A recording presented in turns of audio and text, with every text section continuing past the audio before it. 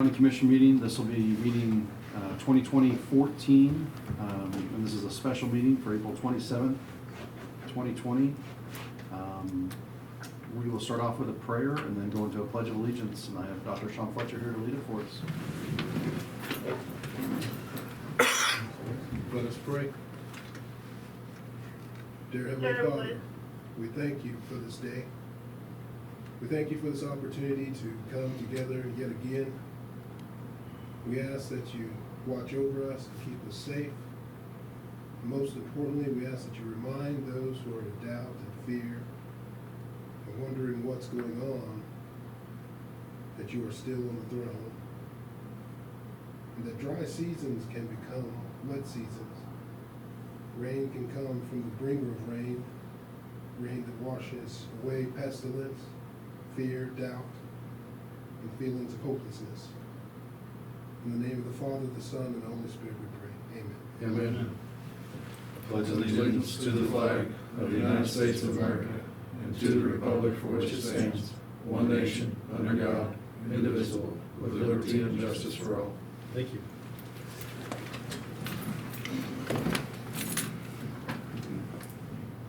Okay. First thing up is the county administrator's report. Gentlemen, the first item we have on the county administrator's report is county operations. So I think here we're basically having a update on status and then discuss how we move forward. Last meeting, he asked us to get together and figure out what the pulse would be of the staff about coming back to work. I think for the most part, I had everybody respond to me, and for the most part, the department heads are okay with bringing staff back. And of course, there's going to be a few staff in every department that are still worried about coming back to work, which is what we expected. I think the question that we need to answer today is specifically, there's two of them probably. One, when we're talking about county operations, are we talking about just bringing staff back to work? If we're just talking about bringing staff back to work, overall we're on board with that. The staff is okay with coming back to work and not being at home. And not having the facility unlocked. No, That's the second part of it. Okay. If we're bringing staff back to work, are we expected to open For service. all services to the public? I mean, I think that's the biggest question that we probably have to answer for our staff now. If we're going to open services back to the public, I think some of our staff will probably still be weary about coming back. I get that. Judy, can you give us a rundown of the services that we're providing right now? All of the first response services are still happening. They've been health department, even though they're not first response, they're the number one dog in the fight, so they've been operating at full staff. But I think for a while you were still providing all the services, and now you've kind of scaled it back because we've gotten so busy with investigations. The sheriff's office is still 100% operational. Road and Bridge is about 50% operational, depending on the day. Fire and EMS is 100% operational. Communications is 100% operational. Emergency management is 100% operational. Admin is 100% operational, not necessarily in the office, but throughout the day. HR is 100% operational. So there's a lot of our departments that are still operating in some form or fashion, either at home or a combination of being at home and at work. But the difference is that they're not seeing people coming to the office. The landfill is 100% operational. Is anybody on reduced hours?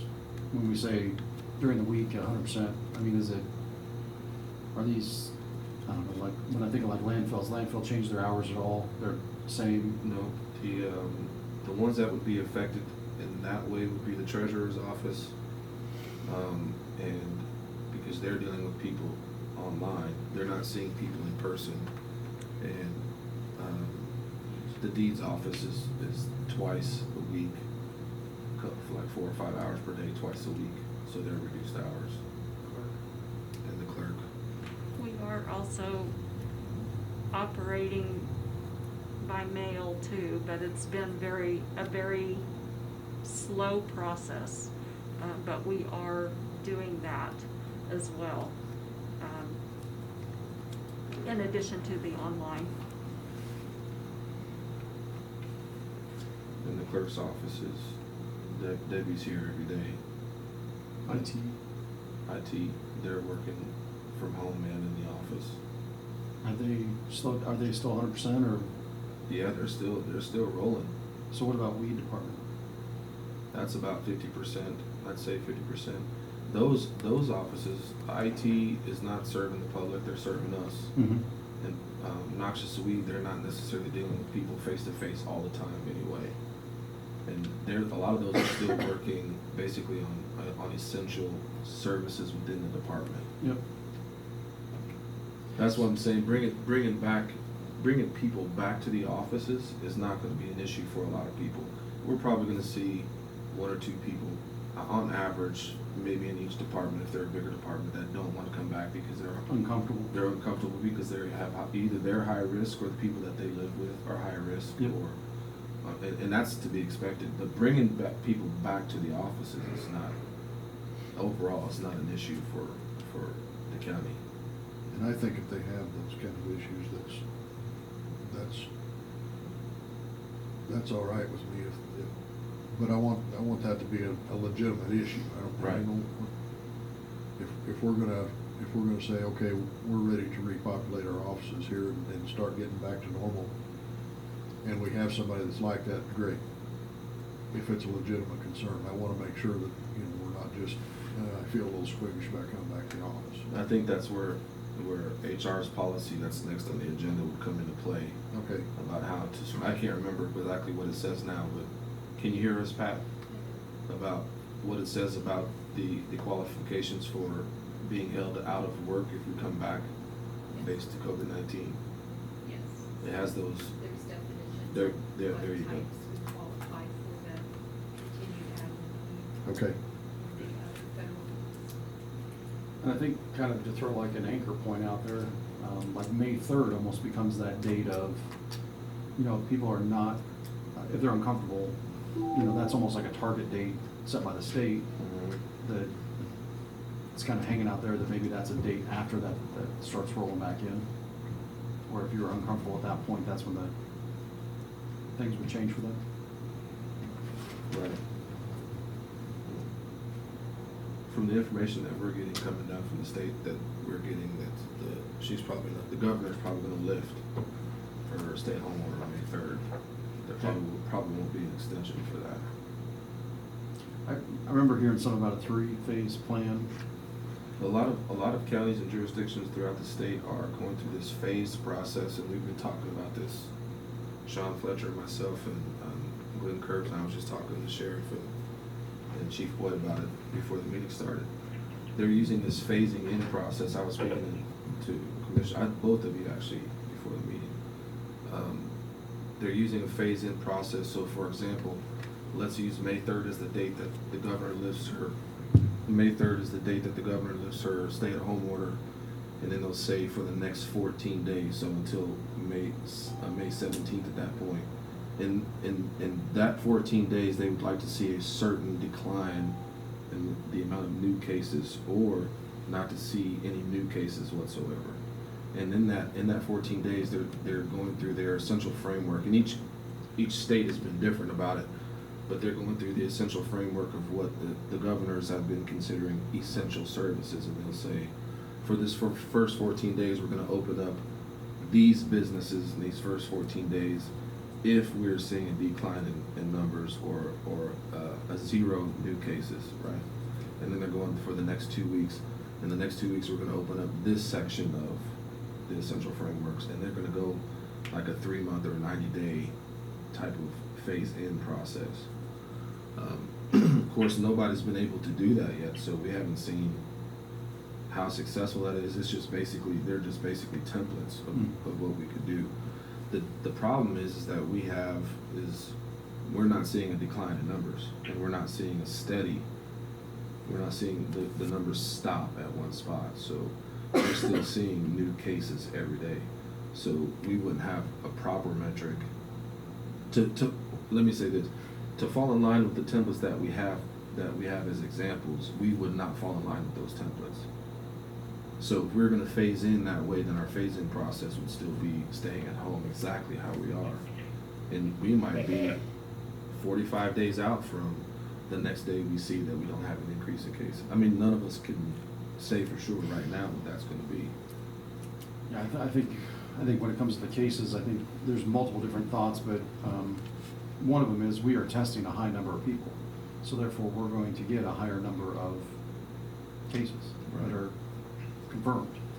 And I think that if you compare us, like a lot of people, I feel this anyway, are trying to compare our county to neighboring counties, and they're just going, well, hey, your numbers are way up. Well, we're testing a lot more people, and we're investigating a lot more people. And not only that, we're testing asymptomatic Right. individuals, and others are not doing that. That's right. But I think overall, we're seeing that this is a very mild outcome on what people have as far as the COVID-19. It's not a life-threatening, like it's maybe been played up in other parts like New York or wherever it might be. I mean, it's not as heated. It's very mild. But of course, there are people that are at risk. And I get that. So. So what's the total number of people, you know, we got 500? We're 499, I think. We were at, today. yeah, I would say approximately 500 right now. I mean, it's gonna depend on what, the last time we looked at it was a couple hours ago, so. Yeah, about 516. Yeah. Okay, how many of them are through the paradox and now healed up? I mean, this has been going on. How many are for a while. recovered? How many have recovered? There's a large number that have recovered. And they're not in the 515? Mhm. Yeah, that Yes. positive, Yes. that number won't change. It'll just go up, it won't come down. Well, why wouldn't we promote the number of cases where we're testing so many people? Why wouldn't we also say these people have recovered? Well, one reason why we're not providing running totals is because those numbers won't match the state numbers. And if they're not matching the state numbers, then it looks like we're off balance, if that makes sense. It basically looks like we're trying to hide something to the community. So Does the state report recovered numbers? there's some of them, I can't remember their demographics at this point right now, how many recovered. I think overall they present a recovered number. The total. Yeah, the And total, overall- but it's not like Not based by on count. county. Yeah, no. And if we're saying somebody recovered, I mean, that number's gonna change every day, just like the new cases would change every day. Sure. It's just a hard metric for us to keep going daily to let people know. And now in the messages that I am putting out, I am talking about recovered cases. People are recovering. In personal conversations, we're all talking about that in the community, and people Well, are recovering. we need all our people that work for us, they should be on Facebook putting up numbers. Well, We got some putting on numbers I on know that. Facebook. And they need to be told, this is garbage.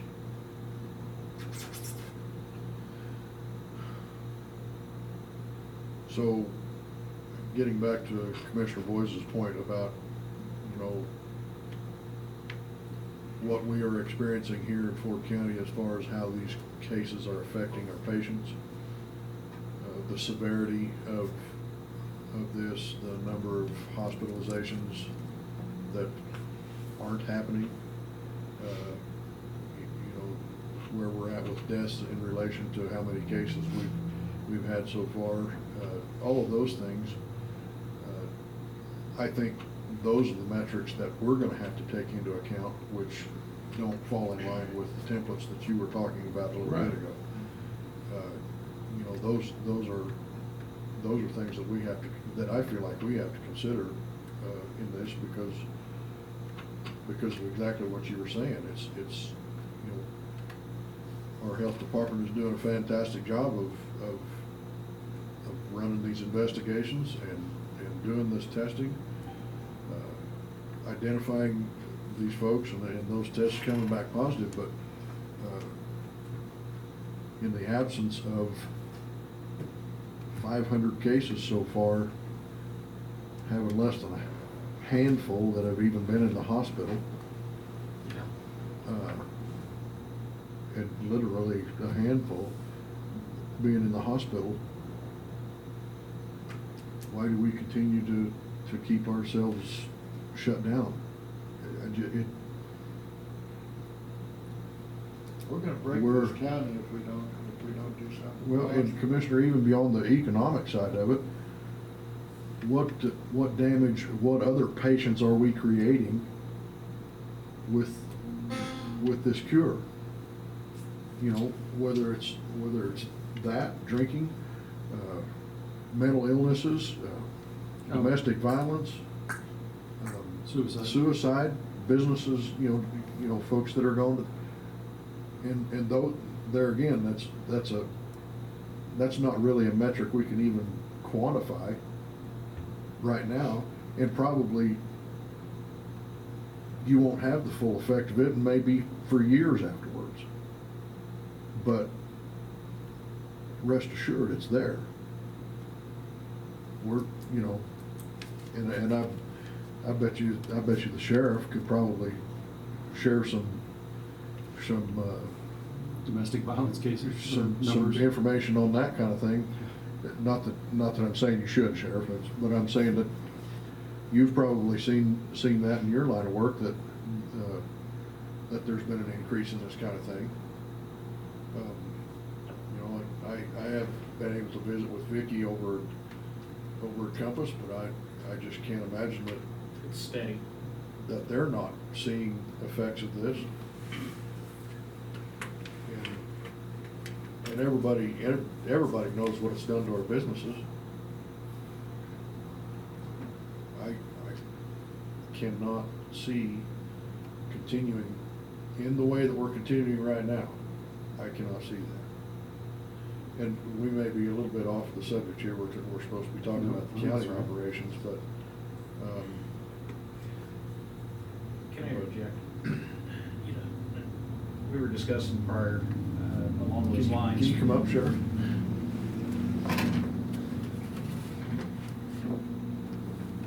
Something we were discussing, JD and Chief and I, you're right.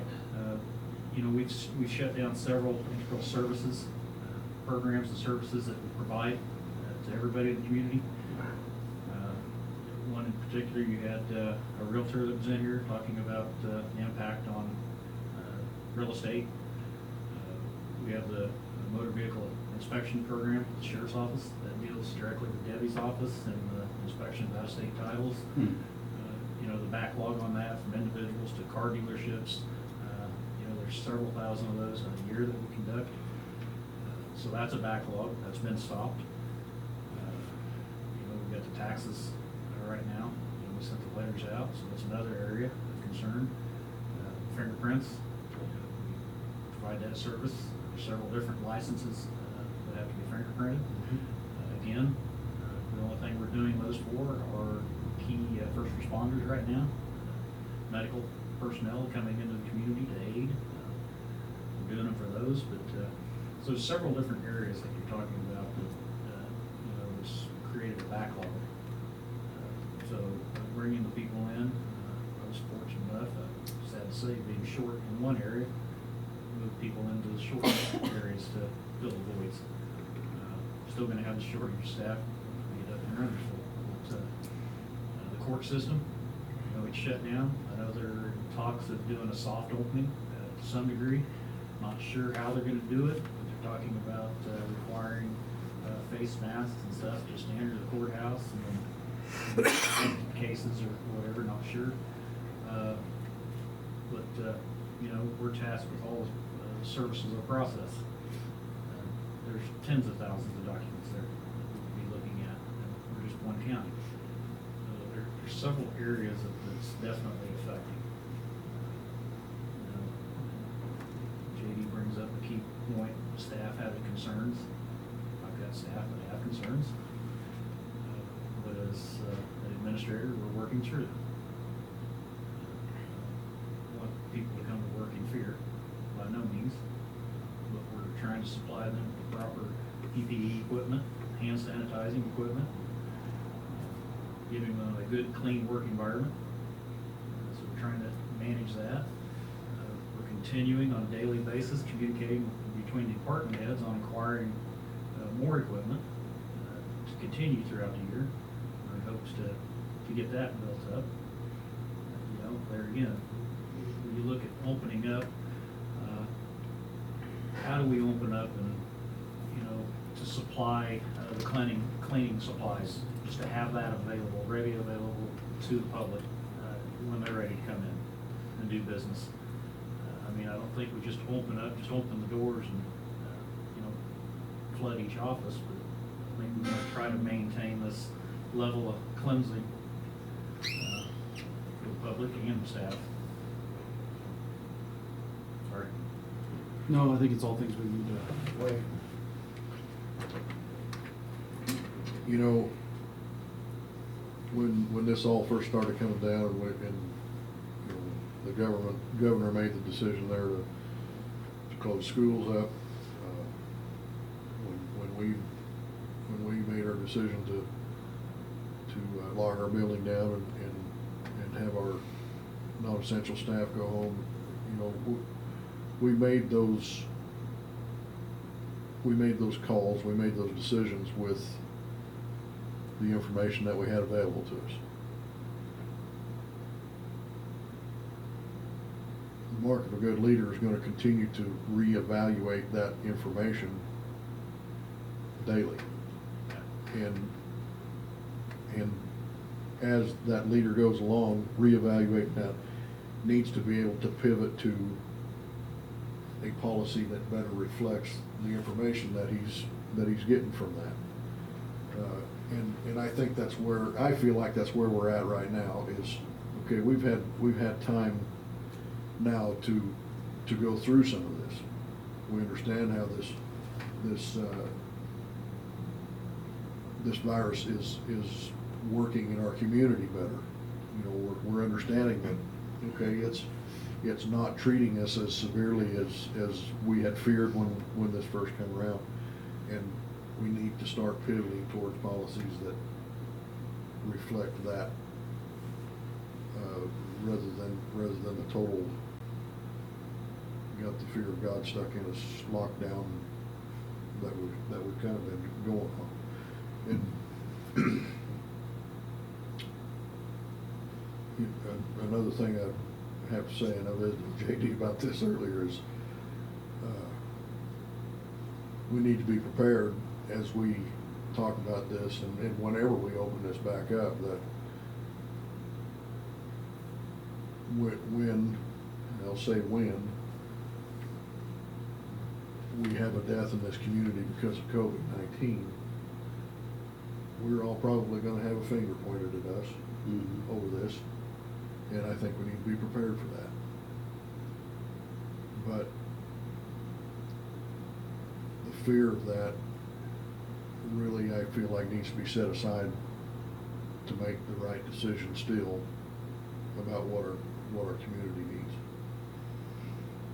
Yeah, I think It'd be no different than pointing the finger at our sheriff when somebody gets killed in a car wreck because it was patrolling that not proper street, that proper county road. It'd be no different than that. Except that this is a whole lot more visible right now. Well, I know, because the press is making me do it.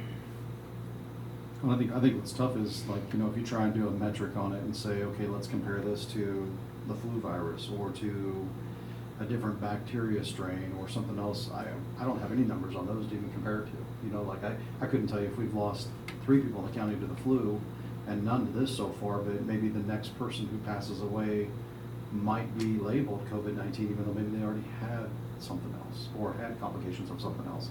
And you know, I think a lot like the gal in Finney County in the past, you know, I mean, she was chalked up to, it was said it was COVID-19, but knowing the backstory and having family from over there, I mean, she was recovering from lung cancer.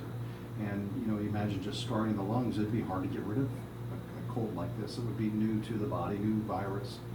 I mean, it's just, there's just other factors there. So I think you're right. I think we have to be ready for what comes at us. I think we are. I think it's interesting too, that May 3rd date in my mind. You know, I think if we're gonna start bringing our people back, I think maybe, you know, service needs to start on that date, you know, as a phase in. You know, we're a week away from that. That could be something that really starts amping that up for people to start moving around. It's kind of a thought out there.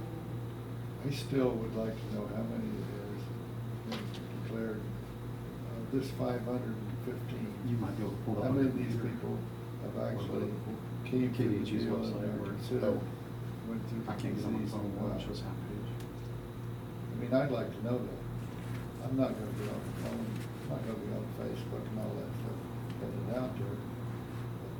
But we need to tell all the people that works for us, they need to stay off Facebook with the numbers. So earlier I tried pulling up the KDHE website on my phone to actually look at how many people have recovered across the state. Because I can only get the screen to open up halfway, so I was gonna see if Commissioner Tassett could actually see it under the map. It's on the maps right up there. On the left-hand side, see where it says maps? And then it'll actually give you Well, I know New York is putting out how many been recovered. farther down, it gives you the numbers here. And that's actually up there. So we got, This is statewide. yeah, this is state. 3,328 it shows here. Total hospitalizations, 496. Statewide deaths, 120. Negative tests, 23,839. And then if you roll down on the map, you can hover over forward, and it'll give you the numbers here, or you can click on it. So Ford's got 516 cases. If we click on it, it pulls up everything, or? I thought so. Or it might be down low.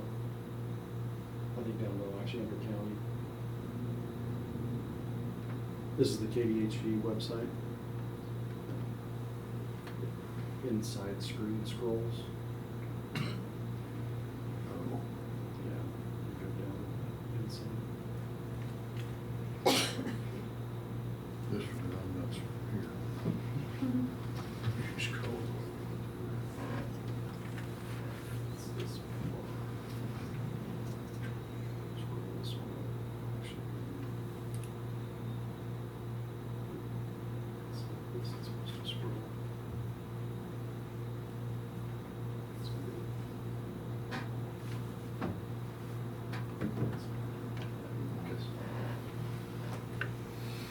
So, yeah, I'm not getting all the information there I'm wanting to get.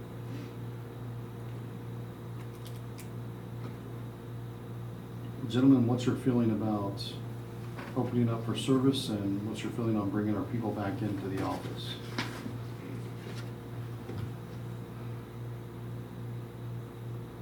And I guess time, today, and then also the May 3rd date. I do have a question, or, Yeah, we probably couldn't hear you. sorry, It's okay. Something to consider. Since we've been operating Skeleton, it's been difficult to keep up with our mail. And maybe for consideration or to let us get our mail done with the tax deadline of the May 10th. Then we can fully pay attention. If we can bring all of our staff back in, then we can pay full attention to processing the mail for the May 10th deadline. If we open it up, I don't think we can even touch our mail. We won't be able to. So let me ask you this kind of as a thought. So what if starting tomorrow, we brought back the team, right? Oh, I'd be thrilled, yeah. And so then your team's in there working with you, and you have 1 week before we'd actually open up for any outside service. The building would still be locked down. The heaviest mail for the real estate and personal property tax will be that few days before May 10th. And so we're looking, the lady that normally comes in to help us process mail at this time, who's part-time, she can't. They have another business and they have to stock shelves Oh, sure. at 2 o'clock in the morning and they won't be able to come in. My concern is the mail is very heavy towards those last few days. And if we open it up to the public, there won't be any time to process mail. You know, it could be later in the month or even June before we could even adequately get to it with all the people that will be coming in wanting needing service. Deb, could I offer a staff or two to come help with that tax stuff? That would be good. A lot of it is getting to know the program and making sure you're receiving it correct. Got a couple that probably. That would, Yeah, I absolutely love this. Okay, that's exactly where my thought was going, is what if there's another department that maybe isn't as burdened right now? Obviously, you know, the county health department is in full force, but maybe there's another department where maybe there's a little bit lighter of a load and we could borrow. that would be good. I mean, we have 2 new people on tax and the processing will be slow because Mhm. they're still in training. The motor vehicle, if they're opened up, if you recall what it was like in 2012, and we were closed down a week, it will be that much more. Yeah. But my main concern right now is getting the mail and taxes received in. I don't know how this works, but, you know, in my office, I have, you know, there's 9 people that work in my agency, and everybody can open up every single software piece. And I don't know if that's how the county is, but it's not. Okay, I'm getting the head shake. Because I was thinking if we have the deeds office that's only open a couple days a week, maybe, I don't know if they can sit at their desks and work your systems for you, like if they had, I don't know, a little bit of the mail, and they could process that. And no, okay. Because I was thinking if you had yourself, the deeds, the clerk, IT's at full speed, and you were gonna give a couple, I mean, I was trying to think of maybe if there's ways everybody can kind of work the system and help carry that load, because I know right now we're basically saying, They would, internally, the department heads would figure that out. They would be able to figure that out. We're just concerned now, what day you want us to open up. public. Yeah.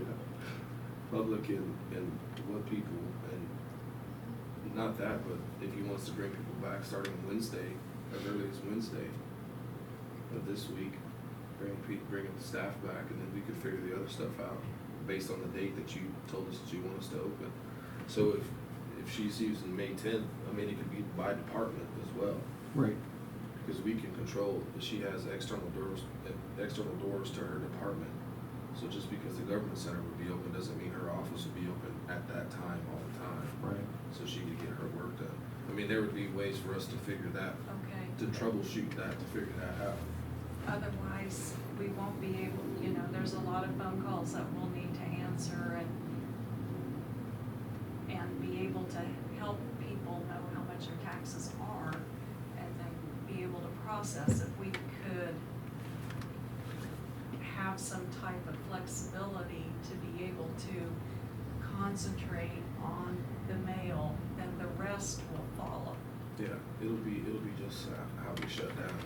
There was some flexibility that we had to work through and troubleshooting that we had to go through to figure that out. So Yeah. I think if So Deb, let me clarify what you're asking for sure. You said your heaviest mail day is the last few days right before May 10th. Right. And that's not including motor vehicle. Our motor vehicle mail's been very heavy, but our tax mail, those are for real estate and personal property taxes, that's will be coming in, late this week and next week. Okay. What about the folks that aren't utilizing mail? Well, either online or In normally person. come in and pay in person. I mean, I usually come in with a fistful of envelopes with all the different parcels that we pay taxes on, and I do it in person because I've got different Accounts. accounts there that we do it on. And it just, so if we're closed down for the mail there, what are those folks there gonna be? There will be customers that have a lot of parcels that they'll have to pay on, and usually they come in person. Is there a penalty right now if they're not on time? After May 10th, there is. There is, okay. So far, that's not been waived. That has not. So that, I could see where that would become heated for maybe somebody if they now have to pay a penalty because we are shut down today. I think we discussed there a little bit ago that Sedgwick County has, Sedgwick County has asked for an AG opinion, Okay. and maybe it might be something worth exploring to maybe go in with Sedgwick County on some of your questions to get Yeah. answered, or even have it addressed if it can be possible in an executive order. that was about interest and late fees and that kind of thing, Right. so. I mean, whether or not it can be waived because the Right. county is not open for public.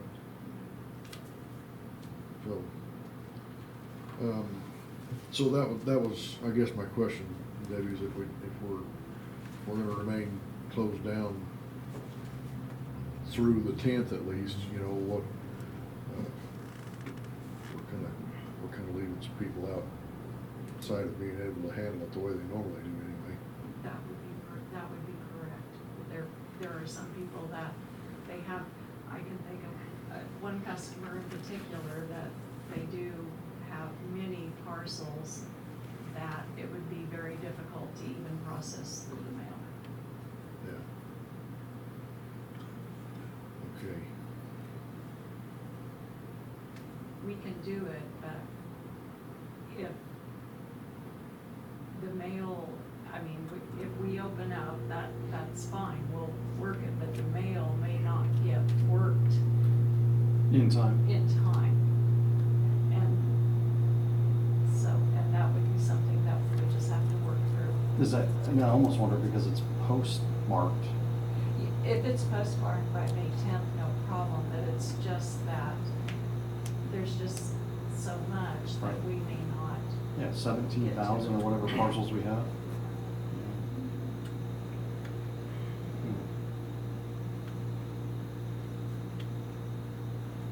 Talking about the day that we would like folks to return, but Thank you. thank you, Debbie, sorry.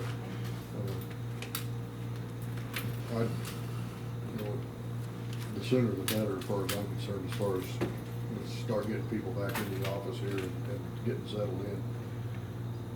To make that decision right now and tell them tomorrow morning's the day, well, maybe that's Too quick. too quick, maybe they need some time to get babysitters arranged or, you know, daycare or whatever, things like that, but, I'd like to see by Wednesday, we start having people back in the office and starting to go. You need a motion on any of this, or? Yeah. I think we need to think about this two-part too, because I think we need to think through the motion as a phase. Because if we're going to open and bring people, let's just talk about, we're gonna bring people back, let's say it's Wednesday, okay? Then let's say, what's the day we're opening for service? Yeah. And is it for, I mean, is it, originally I was thinking it would actually be, you know, the 3rd, opening for Monday, the 4th, open for service. But now I'm thinking maybe that's too quick, but I still think probably that sometime that week you have to do it. Some people aren't mad about taxes. Well, if So you, we have another meeting that we can actually put that portion of it off to then. that's what I was just gonna say, we can see how this goes internally. Maybe get some ideas about how we could work with those departments that are gonna really be bombarded with people, literally people. So we could figure that out, because our next meeting will be the 4th, Monday the 4th. The only thing that I'd caution on that is, at this point, we're talking about service. And if somebody is waiting to hear what happens on the 4th, that means the 5th, they won't know what they're doing with their bill, right? So they're literally gonna be sitting on the bill the 5th, and maybe they gotta plan out that week to come in, whether they pay or not, or mail or not. And they may then be stalling to mail. I almost think you almost have to give them a forethought now about what the intent is for them, and then we change it for the 4th. Like if we said something like, we're gonna open up on Wednesday, and we're gonna bring all of our people back, and then by Wednesday the 6th, we'll be open for service, and, you know, unless on the 4th we make it just a change in that. Because I think somebody who's sitting there thinking, oh, I've got 20+ parcels to pay on, and it's through 7 different entities, maybe some of those, because of how the entity's set up, they want to pay in person, and maybe some of them they're gonna mail. It's just their personal house, maybe they mail, but the business account, they do in person. I don't know. I don't know how all that works. But I'm just trying to think through, if you've got clients you know that are a little bit more sticklers about it, we almost have to tell them today what we're thinking about and when. What if you put something into that said the 6th by appointment? That would open the floodgates, but they could call, Deb would know the customer and be able to kind of set, like if she knew the number of parcels that I had was gonna take about 20 minutes, that would let them know that they can call and see how it's going without flooding the building, storming the gates. Well, I think we can troubleshoot, but Debbie's the one it's her department. Right. Right. And she's, I mean, we can come up with a fantastic idea here that won't work for her in practice. Well, Right. but my thing is, if we put something like that in the notice to them, to give them, and then you guys can change your mind on the 4th, that won't have them assuming the doors are gonna be thrown wide open on the 6th, and they're lined up. Well, up the hill. I think if we ask the staff to come back Wednesday morning, begin at 8, or whatever their normal shift would be, by that end of business Thursday, we're gonna have a good idea, our department heads are gonna have a really good idea of how they're gonna be working through their departments. And if need be, we can come back Friday for a special meeting, if you wanted to do what you're saying, give, because, I mean, we'd be losing 2 days in your idea, Mhm. but we wouldn't be losing an entire week, if that makes sense. So Bill, when can you let two of your people come help Debbie? I'm actually sitting here sending messages, trying to line it out. Well, the reason I say that is if they were in here on, early in this week, and if Debbie could see if they would fit the program, that would make things a lot easier. Yeah, Well, and as logistics. the department heads, sheriff can send them over now, he wouldn't need a motion, we would need a motion to. I'm be not done. asking about a motion, I'm just talking. Yeah. Well, what I'm saying is for the internal troubleshooting, the department heads can do that now, because the sheriff can say, even, let's say, for example, sheriff has 2 people that might be coming to work since we're shut down. They're not doing essential stuff. If Deb said she needed some people, the sheriff can designate them as essential because it's helping another department.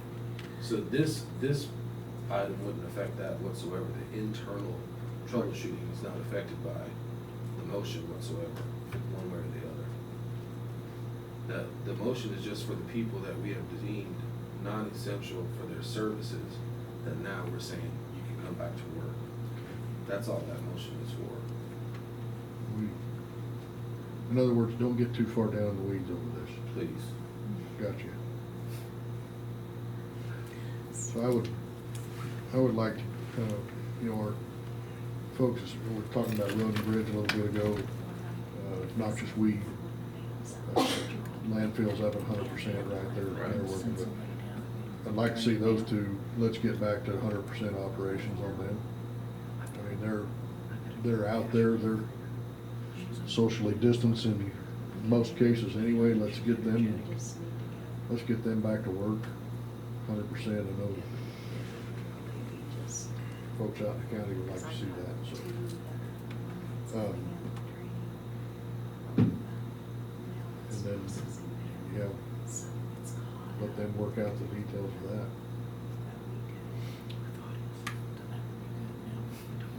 You making a motion? I would make a motion to bring our full staff back on Wednesday morning, beginning Wednesday morning at their regularly appointed times. I second that.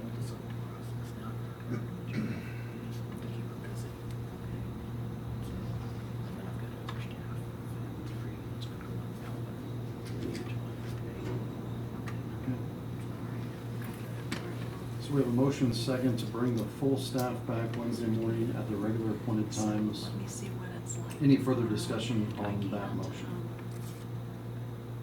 Hearing none, I'll call vote. All those in favor? Aye. Okay. Sounds good. Moving on to COVID-19 personnel policy. The next three items will be for Pat. She has the rest of the Pat report. Thank you, Debbie. Thank you. Good luck. The COVID-19 policy just addresses some of the items that you've been talking about. Now that the staff is being brought back, we will have some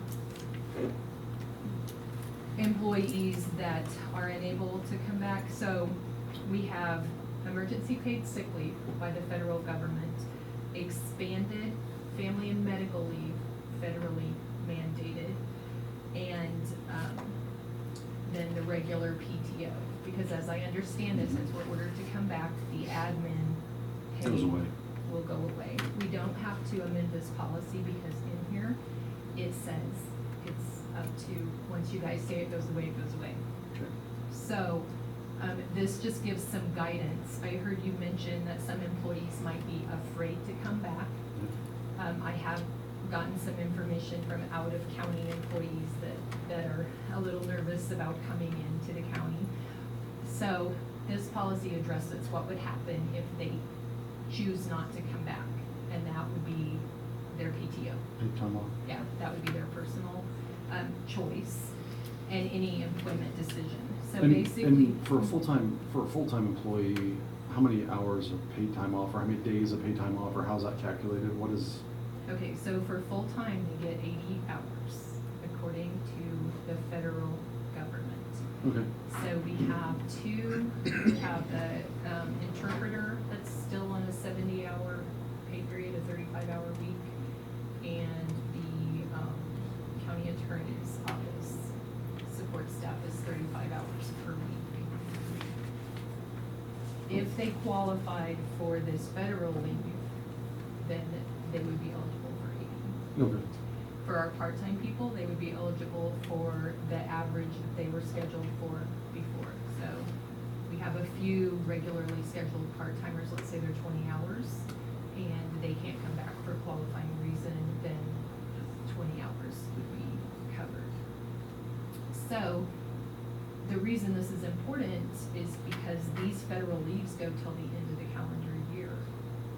So we want to make sure we get them started, so when things go back to normal, we don't have people saying, nope, I've got paid time off for the rest of the year, I'm gonna utilize that. okay. So the question that I have for you is, and I'm not sure if it's in here, there's part of it that just requires 2/3 pay. So is your intention for the other third, let's say that I'm on my sick leave and my qualifying reason only allows for 2/3 pay?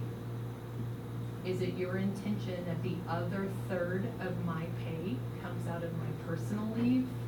Or is the county gonna flip that? I guess County, everybody's doing it differently. why is there a situation where it's only 2/3 covered? This smug answer is because the feds designed it that way. The reason is if the child care provider is closed, it's 2/3 pay required. So normally that wouldn't even be a sick leave qualifying event. Right. But because of COVID, It is. so basically, what they're doing is they're giving you leave that would normally be qualified as sick leave, but it's at 2/3 if you choose or need to use that.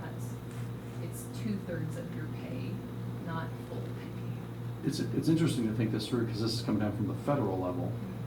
And the federal level probably looks at all the countries across the world that actually got this. And you got countries like Sweden that never even stopped going to school. And daycares are still in full swing because they know that this is not a disease that affects children. It's mainly the elderly, so they weren't fearful of that at all. It's interesting. So they just have outlined, and it's in the policy, what qualifies for each of the tiers. But there are a lot of questions on where does the other third come from? If it weren't for COVID, it would obviously come from their PTO. Let me understand this better. I'm still a little foggy. So we have a category of people that may not be able to come back to work because they have say a childcare deal. They don't have access to the childcare. Is that what that Or that school. reason would be?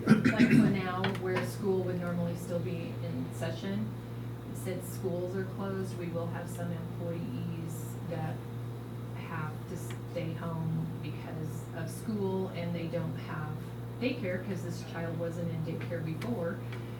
And so they have no place for that child, so they would qualify. But according to this, they just have the 2 weeks then. So they've got 2 weeks to figure out where to. For the sick leave, the expanded family medical leave,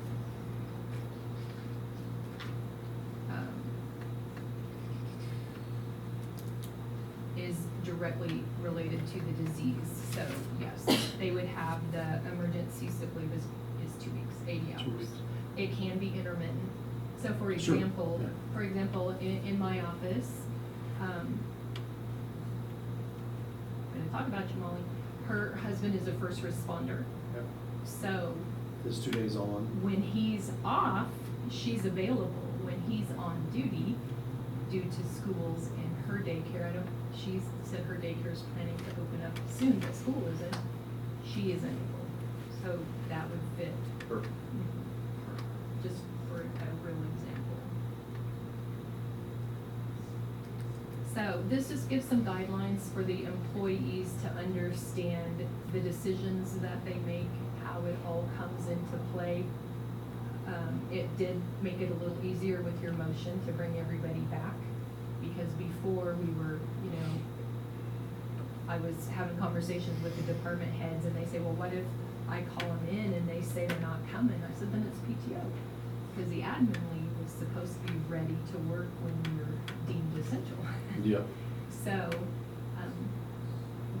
the motion is gonna clear it up a little bit, but we are gonna have to, the county is gonna have to foot some extra leave costs because of the federal law.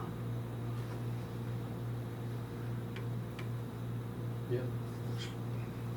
In my mind, and I'm still not sure if I'm even following this correctly, leaves us in a little bit of a quandary where you have a third of somebody's salary still need to be made up. We've asked everybody else to come back to work. And, I mean, I'm inclined to make up that third, but how is that fair and equitable to the people that we've asked to come back to work and they're here?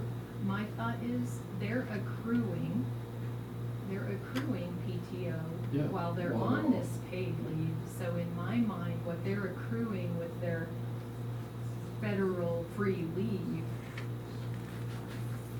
could be used for the other third. It's not gonna be super detrimental, because it's 2 weeks. Yeah. So, for the employees that have to use their PTO, it's 80 hours. So, I don't know, it's a tough one.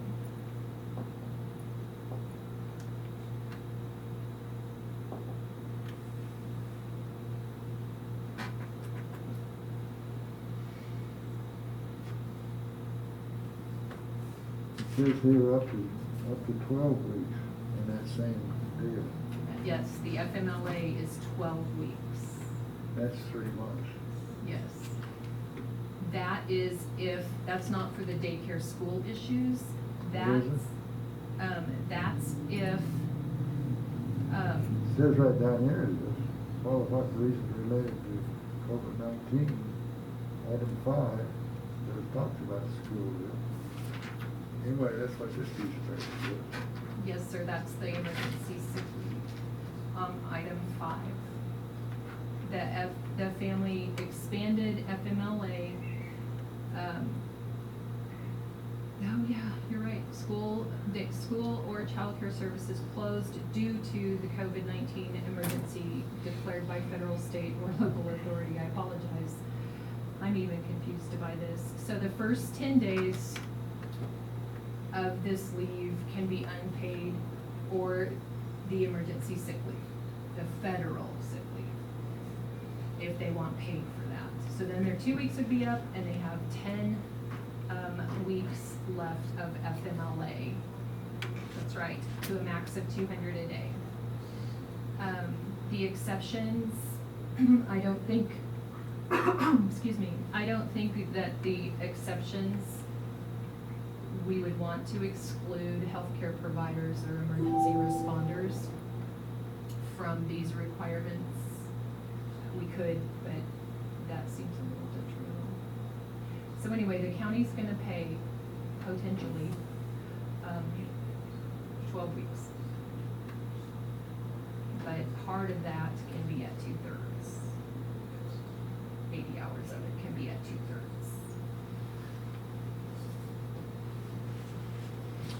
What do you need from us? I need you to adopt this COVID-19 policy. And then, like I said, if you just want to make an administrative decision on whether that other third would be their PTO bank or county pay. And your advice would be to make it? It's either way. I don't know if the budgets, the department budgets, department heads, how they feel about it. I wouldn't know. Yeah. I mean, we're all okay with the way it's been going because our services, you know, were limited. But once we open to the public, we're gonna need all hands on deck because there's a lot of catching up to do. Mm-hmm. So I'm almost feeling that the other third should be PTO because they're earning on what the county's already given them. They've been earning full PTO During this whole during this time off. whole time. Yeah. So I'm inclined to use PTO.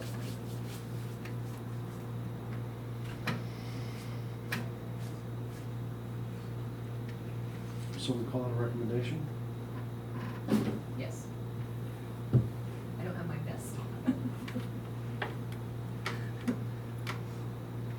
Yes, I'm recommending that you adopt the Ford County Employee COVID-19 policy with the administrative direction that the other 1/3 pay come from the employee's PTO or other qualifying leave bank.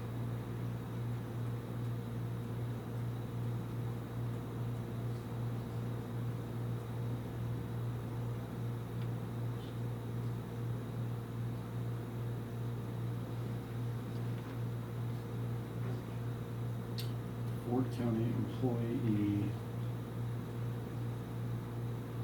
in regards to COVID-19 pay with the following 1/3 coming from the what? Their personal qualifying leave banks.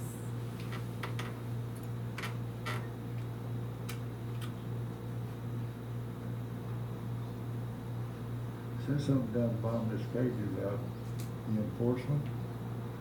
U.S. Department of Labor, Wage and Hour Division has the authority to investigate and enforce compliance with the FFCRA.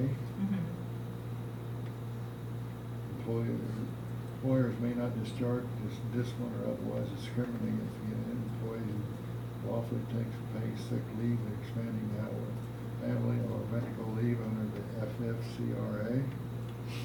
Files a complaint, ensue a procedure under the related to this act. I don't like the looks of that. That's their standard. Anybody can complain. they are the federal authority that can, come in and tell us that we, did something wrong. Might not be able to find Ford County though.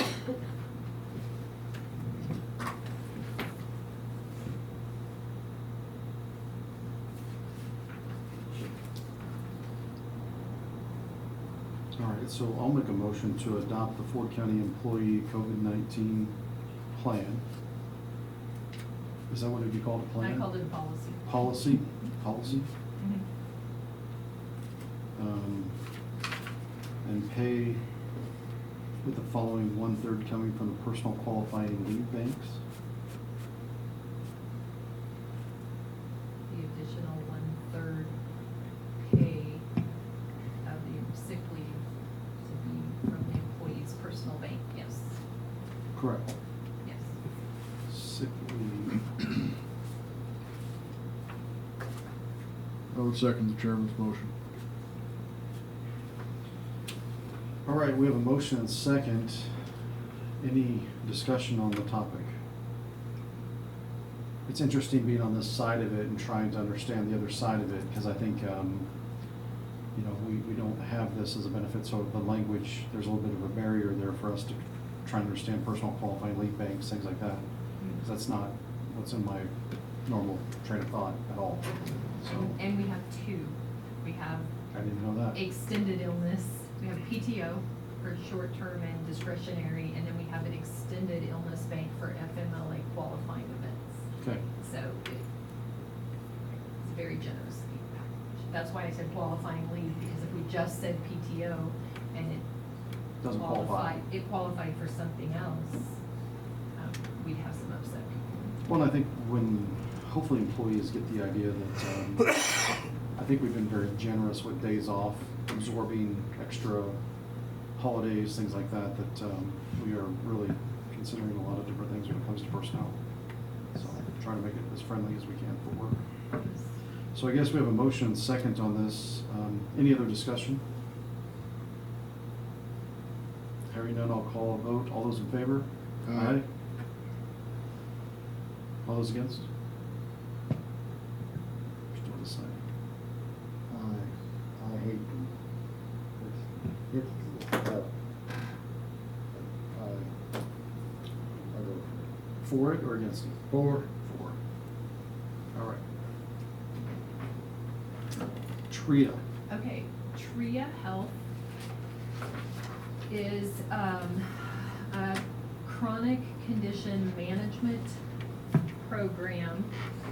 The bottom line is $5 per member per month to TRIA Health gets you a primary pharmacist if you need it. So, for example, many of our employees have more than one chronic condition. For example, diabetes with high blood pressure, hypertension. So what TRIA does is, from a pharmaceutical point of view, they reach out to the qualifying members, and it's voluntary, to help manage. They have a conversation with them that says, hey, do you know why you're taking these medications? And the employee says yes or no. Do you know there's some other options? And then they coordinate with that primary care physician or physicians in many cases, if you have a primary provider and a neurologist or a cardiologist or something like that. So the purpose is to increase the positive outcomes for the employees to help manage their chronic conditions. The other thing is, of course, to save money to both the employees and the county by maybe looking at duplicate therapies that are not working or not needed, or therapies that are in conflict with each other. This is a first year guarantee. They guarantee that if they don't show a savings equal to or greater than our investment, they write us a check for the difference. they feel, that they can save us about $50,000. And, I think there's some other numbers in there. Just on the pharmacy side alone, about 27,000, potentially that they could save us on. The great thing, one of the things that I really like for the employees is on the diabetic side, they have monitors, they will provide monitors that will, feed directly back into their pharmacist, at TRIA to monitor their readings and their levels. And that's going to save a lot of supply expenses, test strips, et cetera, for the plan and for the employees. So, that is great, because one of the complaints that I get from our employees is the extremely high cost of diabetic supplies. So, the employees will like that. It does not affect, they use their regular pharmacy, so whoever you're using now, you will continue to use. It doesn't have anything to do with that. They communicate with the doctor, and sometimes the doctor will say, no, I can't change their medications because of a certain reason. So sometimes you're on a medication to fight the side effects from another medication, and there's other ways that you can handle that. And a lot of chronic conditions can be managed with compliance. So they have follow-ups and engagement and all of this. They also offer an incentive. So for example, if I have been non-compliant with my diabetes and I get in compliance, they will rebate me back some of my money onto a card that I can use as a secondary insurance. So basically, it's just another enhancement that works with our Blue Cross to help contain costs, but more importantly, to improve our employees' health. And this first year is a money-back guarantee. How did you find them? Actually, they were recommended by our benefit consultants, IMA. When we were going over our plan and what we could do to improve and where we were, seeing some things that needed improved, this was mentioned. So, I did reach out with a local, provider, pharmacy provider, and had a really good talk with him, and he likes the model. He doesn't necessarily think that it's right that we pay extra for something that should be done anyway, but he said their model is really good. And, as long as we're on Blue Cross, this is the way that we need to go, so. And you're talking about the $5 per member per month, so around 16,500, It's 300? Around $21,000. 21,000. Is what they are thinking, estimated on our current census. But they think in pharmacy alone, they can save us 27, and with, claims and compliance and other things, they feel like it would even be greater. On page 11, there's a Ford County Health Risk and Savings Analysis, and it lines it out pretty nicely. We have a higher than book of business with non-compliance, that really concerned these guys. And I said, well, honestly, it potentially is the cost of the supplies.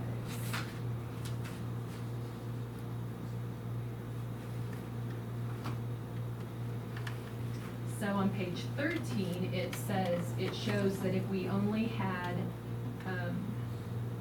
15% engagement, we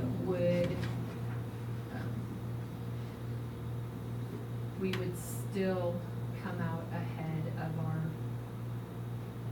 contributions. 26 is their average, book of business average, 26% engagement. 26% are the amount of people that actually talk to the pharmacists? Of Or the the people people- that call them? Of the people who were identified, usually 26% will engage and say, yes, help me out, help me manage this. So ours could go higher or lower, but they also gave us an estimate with only 15% engagement.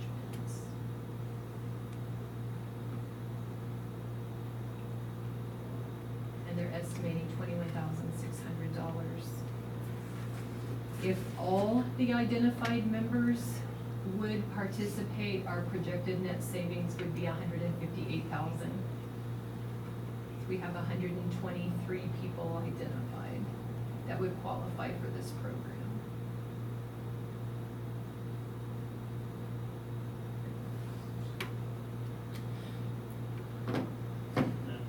So I would like to try them. Is the For a City of year. Garden City on this plan? They're the ones that come over and told about people that got a walking clinic. Are they on this plan? Garden City, City of Garden City? I don't know. It's a totally different thing. Mhm. Yeah. This is just chronic condition management program. Excuse me, I thought the people right now, such people.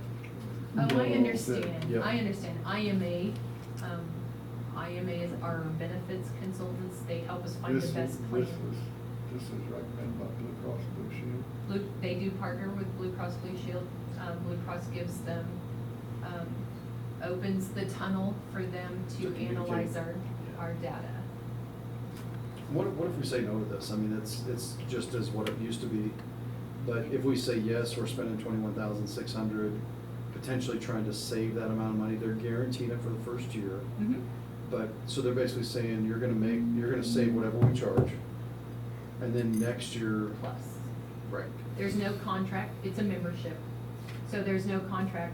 We can just say, nope, not doing it, and end it, not pay them.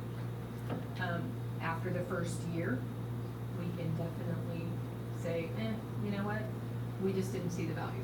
And when you talk to the local pharmacy, Mhm. and he told you that his pharmacists do this conversation with clients anyway, or could do it with anybody no matter where they are, what else did you learn from that conversation? That in order to take it, Blue Cross won't let them in. In order to take advantage of that service, we would need to move away from Blue Cross. Blue Cross is very proprietary. So with our current plan design, we can't take advantage of the rare local Local, service yeah. that we have available. So it was a great conversation, and it gave me a lot of food for thought for next year, and I'm really excited to look at some other avenues. But he did agree, because I, asked, I said, hey, what do you think about this? And he said, it's a good model. It's a good model, you just shouldn't have to pay extra for it. Right.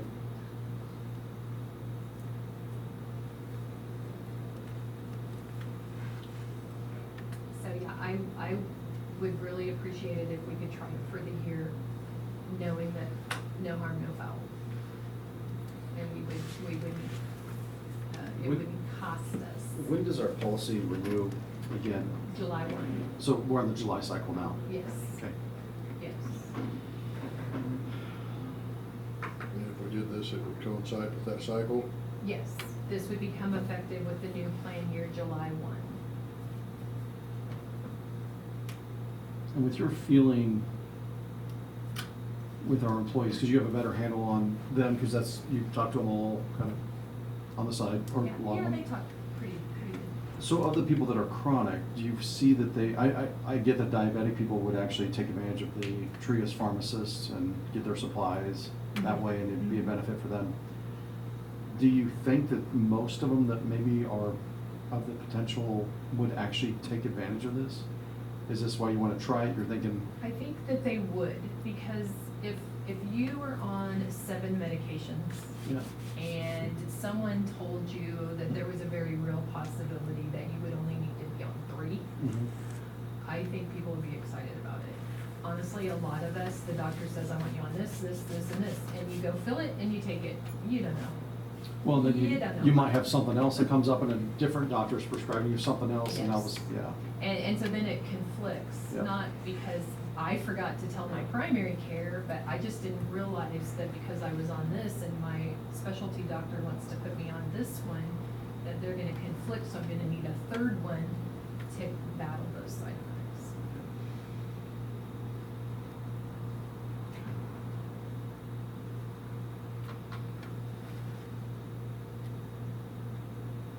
And honestly, if they can save some of our people on high dollar prescriptions money, I think the employees would be in favor of that too. So there's, I mean, this savings that they're talking about providing for us, you know, at 26% engagement, you're saying 25,000? Is that what I'm reading here is? Yes, is the would be our savings- net.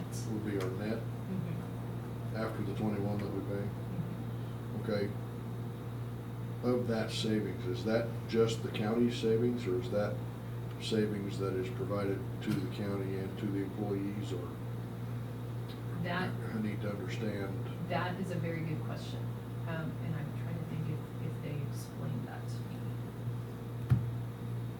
I need to I understand. took it that. as the counties because they're calling it a net, and this 21.6 is county cost. So they were looking at 6 months of Blue Cross data, so they know what the scripts were costing us. And because this says net, I believe this is the county's net, just based on our usage. Can you clarify that for us before we have a vote on this? Because that's the check they're gonna write us.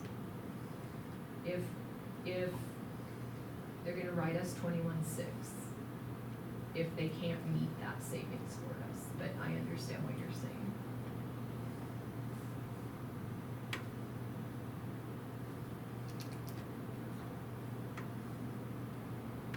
Does every member have to be on this? No, it's completely voluntary. We pay That's what I mean. on every member. Yeah, Yes, that's what I mean for the $5. yes.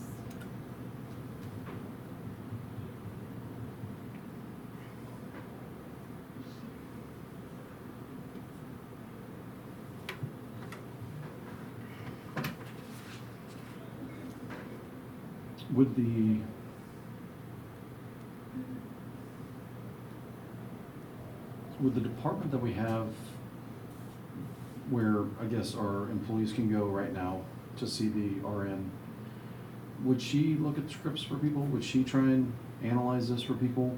It seems like something that maybe, in my mind, I'm thinking we already have like a professional. Is there a way that, since we're paying for that service as well, is there a way that she would look at chronic? Yes, she would look at that. If the employee would Offer it? disclose what meds they were on. I don't think she can see the cost from Blue Cross. Sure. She's the, she writes the scripts, but she can't tell what that medication is costing versus these guys can look at the actual cost and say, why, to the doctor, why are you prescribing X when Y has fewer side effects and is a lower cost? Type of thing. Because they have their own pharmacy, and they see the numbers, they know the numbers of what it would cost to have that. They're pharmacists, not a pharmacy, but they Okay. see what Blue Cross is charging. Yep. And what the meds are, and what is available. And they have a sneak peek at the specialty pharmacy, and that's the big deal.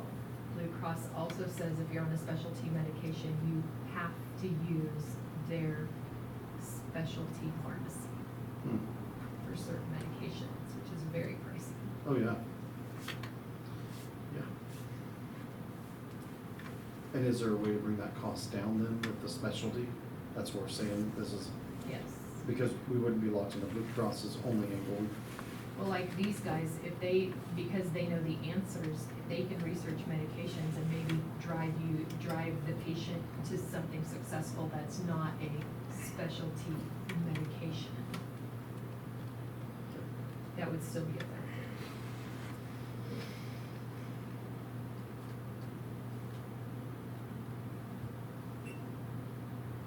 If we go this route, I think one thing I'd like maybe is to have it in the wording that we wouldn't renew this without a new vote to renew it. Because I would actually like to see the numbers and the cost savings and what the overall plan looked like before I actually said, yeah, I'm willing to do this again, and their cost is maybe instead of $5, it's $8 or whatever it would become, and I just want to know that it's a savings year after year. And I Yes. realize we may not stay with Blue Cross next year, it's all, Yeah. depends on where we go, but, Mhm.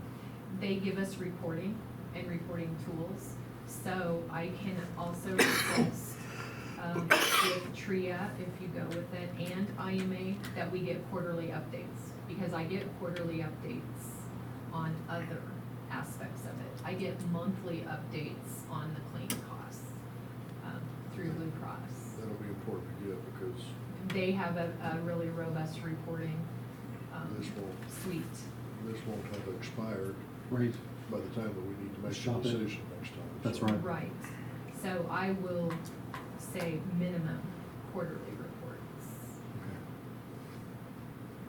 And I understand those numbers here, re-looking at that now, so that's, so if you want to have a vote now, we can. okay. Sure, yep. I actually like the idea of this. I think there's value here. I could definitely understand that from a diabetic side.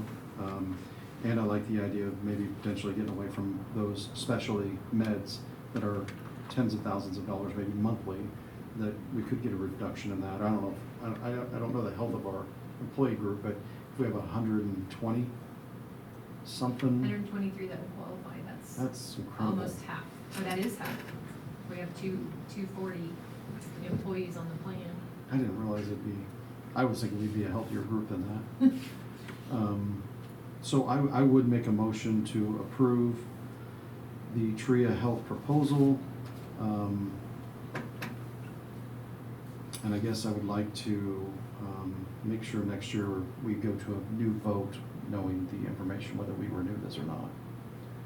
Okay, and actually on page, sorry. Hang on just a second. I'll second the motion. Okay. Okay, On page 10, it says TRIA Health provides quarterly engagement reporting to clients, so that's us, for the first 9 months to ensure implementation process is effectively engaging your plan members. Comprehensive report, financial and clinical outcomes is provided on an annual basis. So yeah, we will get those quarterly reports. at least for the first 9 months. Yes, and then, on which the annual, then you would have that final, so yes. Yes. Okay. Any further discussion? Hearing none, all those in favor? Aye. Okay. Last item is super simple. The county appraiser is asking for mobile phone stipend because she's working from home a lot. Oh, there she is, I can talk about her, and she's behind my back. Yeah. Anyway, the position has never been looked at for a stipend before, so policy is the position is approved by the commission. Have we? 80? Yeah, it's $80. $80. Oh, she'll take 5. Have we ever re-looked at any of the stipends that are out there to see if there was ever like a temporary one, or maybe just a few months that somebody was doing something and then we circle back around and actually decide not to do that one in the future? Because I know we've approved a lot of these. I don't know if we've ever removed any of those. We haven't removed them. Okay.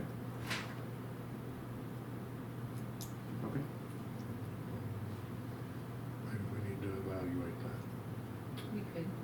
We could also look at the amounts to see if cell phone plans have changed in cost. But as you said, this one's pretty simple. Yeah, this one's this. I'd make a motion to approve the mobile device stipend request for the county appraiser. I second it. All right, with a motion second, any further discussion? Hearing none, all those in favor? Aye. Thank you, Patty. Thanks, Pat. Thank you. Gentlemen, this is all I have for the county administrator's report. I know we do, Commissioner Tassin wanted to bring something up just for discussion. No action regarding a wind farm approaching him with some donation funds. Gotcha. Was contacted by Ms. Fink from EDF Renewables. They're operators of one of the wind farms over Spearville. They had a $5,000 donation that they wanted to make to the county. Was looking for suggestions from us on where we might direct them to put that money where it'd be most useful. If you have any suggestions of folks that are doing some good work right now that, you know, that this might go to a good spot, and I think it's related to the COVID-19, the whole COVID-19 thing that they're wanting to do this, so. I told her that I would bring it up and we would try and get them a list of folks that it might be helpful for. So for discussion, I think some of the things that's really changed, like just talking to some of the department heads, it seems like some of the essential service staff on a daily basis would just run to a restaurant and eat. Now they're not, so they actually grill, whether it be at the sheriff's office. I assume the fire department does the same thing where they're creating their own foods. They're, you know, more in demand of things like that. But I could see where something like this would go to a housing, like almost like a prep of something that maybe was never thought of before, where maybe those people always went out and ate together and ate at a restaurant, but now they always have to prepare their own food and cook their own food. You could do something like that. If it wasn't tied to COVID, you know, I would think that, you know, we have smaller entities that maybe might use something like that around the county. Well, let me clarify what I said there for sure. I'll click Okay. her email back up and see what, see if I can find that.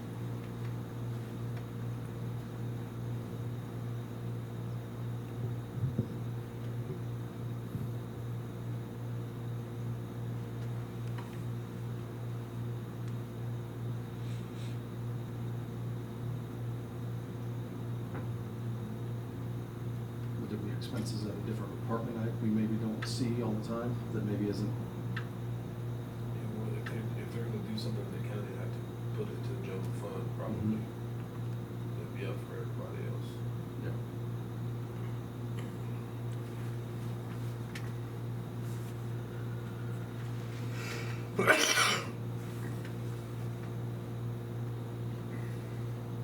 They'd be, if you're looking at Angela's department, if you're thinking about that, then they could use that money to help.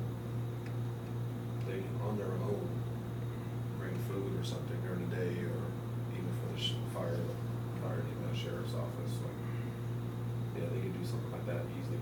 But we prefer that they brought, like Subway, for example, just like Subway sandwiches, as opposed to bringing them money. Right. So she works with EDF Renewables, manages Spearville 3 wind project. Would like to contribute $5,000 to support Ford County's efforts to fight and mitigate the spread and impact of COVID-19. We value the community and our projects operate and are appreciative of your leadership during these tough times. So, yeah, it was more of a donation to the county for mitigation of the COVID-19. You Yes. could just take that to general fund. General, and yeah. then move it. Okay.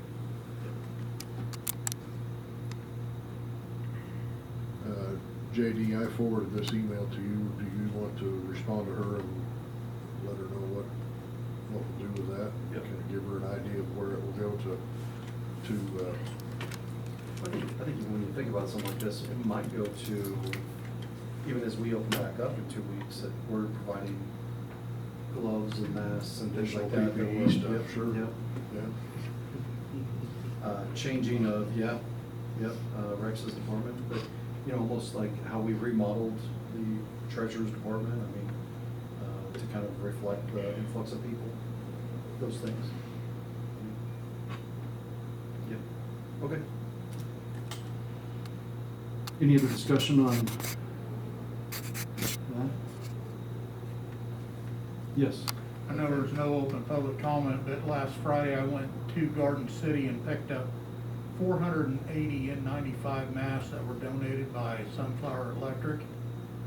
I have half of them out at our department and the other half went to the hospital, so hats off to Sunflower Electric. Yeah.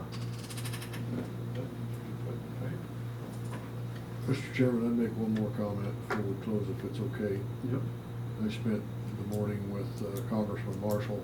He was out and was touring, observing the testing station down at the Expo Center. We also went up to the college and took a look at the dormitories up there that they're setting up for isolation rooms. In the discussion, the congressman allowed that, you know, in the different places that he's gone, and he's been around and observing, and he may have even been doing some volunteer work up in the Kansas City area, I think, but he commended Ford County on the job that's being done here. He said, this is the best that I've seen so far. And I thank you for making that comment, of course.